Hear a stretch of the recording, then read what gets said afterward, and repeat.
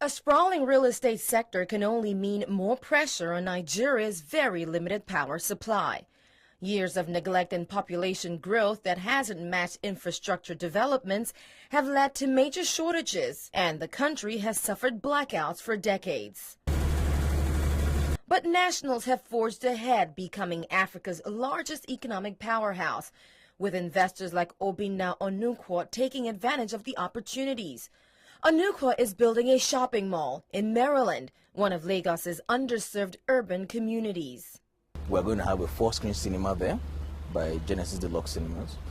ShopRite is going to be there as well for the shopping. Various brands that represent beauty products are going to be there, as well as children's clothing, usual female clothing, and the likes. Offering 40 individual retail spaces, a large food court, 2 restaurants, a bar, and more than 200 parking spots, the 7,000 square meter facility cost investors $20 million, and much of that capital is going into just keeping the lights on. You must dedicate at least 30% of your budget for power, and that's significant. So power is a big problem if it's not adequate for businesses. Sometimes the problem can get bigger. This is just one of the risks many Nigerian businesses and homeowners face in their bid to solve their power problems. A tanker carrying diesel meant to power up this office building caught fire, destroying the offices. Luckily, the building is owned by an insurance company, so they'll be fine. For many, though, accidents of this nature can mean their end. The Nigerian government has privatized the power distribution network and promised to increase its 4,000 megawatt generating capacity to 5,000 by year end. But the country's commercial capital, Lagos alone, needs about 10,000 megawatts of power to function.